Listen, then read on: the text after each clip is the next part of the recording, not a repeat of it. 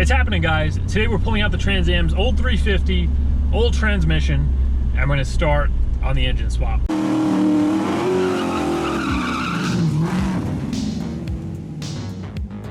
So I figured before we get around to pulling this thing out, I got the draggy hooked up. We're gonna do a little 0 to 60 run just to get a baseline and see once we actually get the 5.3 in here, how much of a difference in performance we're gonna get as far as 0 to 60 goes. I'm aiming to cut that number in half. I don't know, I really don't know what it's gonna do right now. If I had to guess, I would say somewhere in the 11-second range. So once this 5.3 swap is complete, I'd hope to be, you know, somewhere at least in the 5-second range. We shouldn't get too much wheel spin. I mean, this thing has like 0 power. Air condition off, here we go. All right.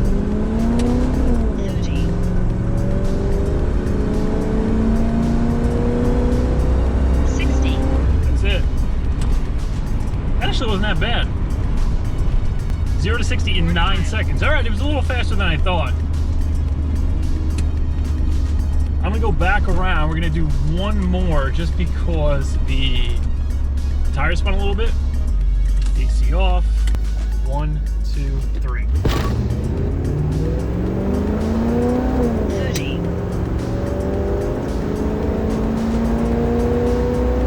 60. 8.8, so it was a little bit better.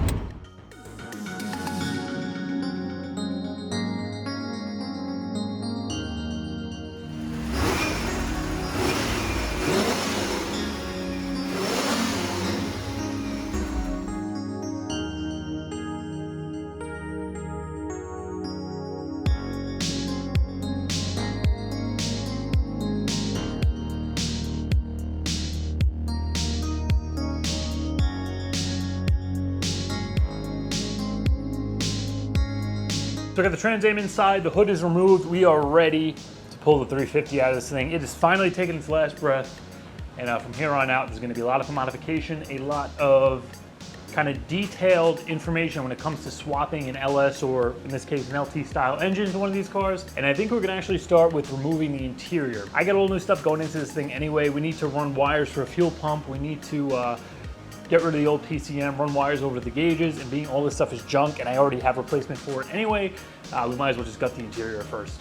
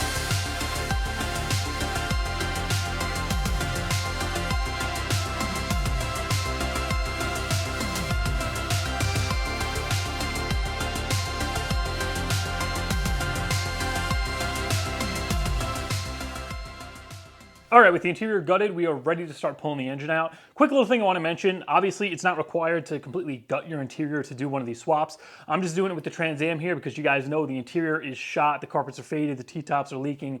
It just smells like mildew and water in there. It's just absolutely disgusting. So I figured I have all new stuff going in here anyway. We might as well rip it all out now or lay down some Dynamat, do any repairs to the floorboards, and then we can run our new wiring to the fuel pump. And I'm going to be relocating the battery as well. So it's going to be a lot easier to do that without seats in the car, without carpet in the car. But by all means, if you have a nice clean car with, you know, nice interior, you can simply just kind of peel the carpet back, run the wires to the fuel pump.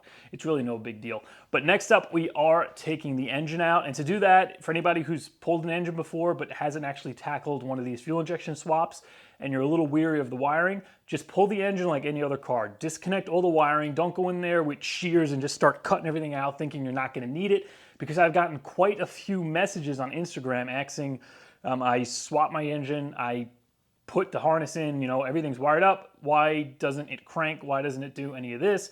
And then it turns out they ended up just cutting all the existing wiring out of the engine bay. So you had no power going to the starter, no power going to the interior. And it was basically a big mess. So if you guys want to do this correctly, just pull the engine out, disconnect everything. And then once I have everything out, I'm going to go through all the harnesses in the bay and I'll tell you exactly what you need to remove. So after waiting about a week for a set of Jackstands to come in, we are ready to start getting to work here. I am going to start by pulling the transmission, but just taking a quick look at the engine here, you can see it's been leaking oil for quite some time. Just recently, it's gotten a lot worse, so I really can't wait to get this stupid thing out so we can start fitting our L83. But just like any other kind of swap, you're going to want to start by draining all your fluids, start with the oil, drain the transmission. Unfortunately, on this transmission, you do have to remove the pan to get the fluid out. So right here, I'm just zipping that off, letting the fluid drain. I'm going to pop the pan back up so I can put the thing into storage. Next, we're going to want to remove the old cooler lines. I'm just going to cut these off, being they're not being reused anyway. Next thing I decided to do was remove the torque converter bolts. This can be easily done by turning the engine over by hand and watching the bolts come around. There's a total of 3 of these, so just zip one out, turn the crank, zip the next one out, turn the crank, zip the last one out. Then once you have them all, you'll see the torque converter spin freely of the flex plate. Next up, we're going to want to remove the torque arm and drive shaft. You can see the torque arm on the left mounts right to the back of the transmission. That's just held in place with the rubber bushing, and then it's bolted to the rear axle.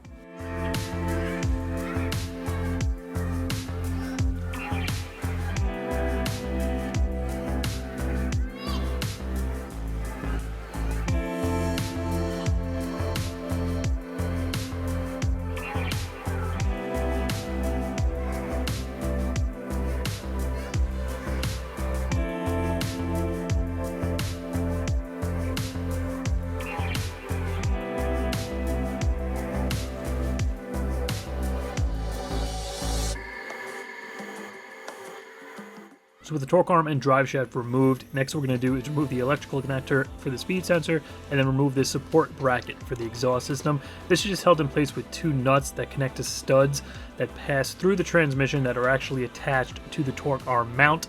Once these 2 are removed, the transmission is pretty much free, and the next step is going to be to remove that nut for the mount and drop down the cross member.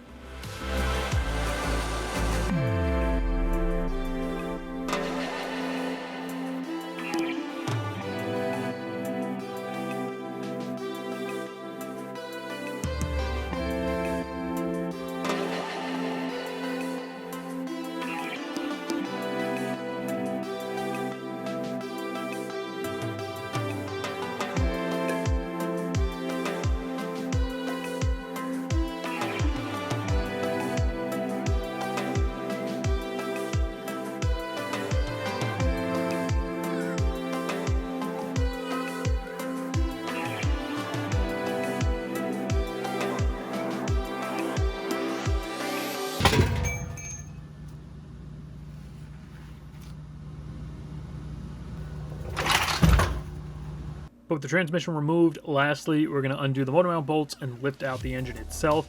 I already went around and disconnected all the wiring. I disconnected the battery wires going to the starter, as well as the 2 lines going to the fuel pump on the passenger side, and the high pressure and return lines going to the power steering pump.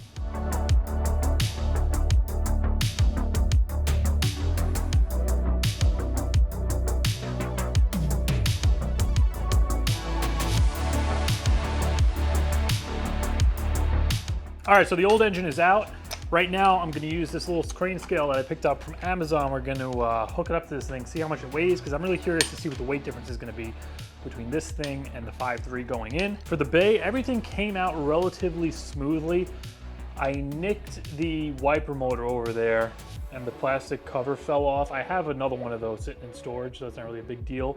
I got to finish tearing the rest of this down. I'm probably going to pull the radiator because I have the Camaro's old one I might put in here, and all of the brake lines, they have to come off the cross member because this cross member is going to be replaced with the tubular unit that a viewer sent me.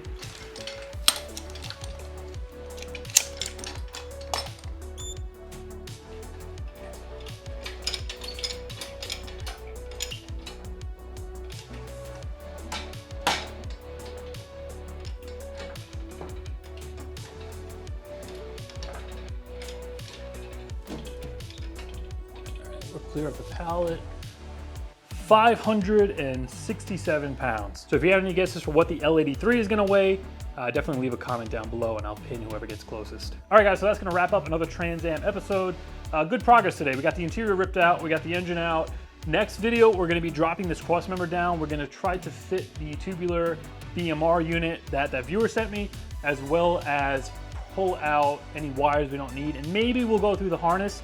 I'm kind of on the fence if I want to paint the engine bay. If I do, I'm gonna have to pull everything out. That might be something I do on my own time, where I just pull everything out and then maybe we'll just cover the painting in a video before we get into something else. But next video for sure, I want to get the cross member out. If I could get mounts in time, I want to test fit the motor, see what I can keep. I'm pretty sure I could keep the factory accessories because with the tubular cross member, it's a lot thinner.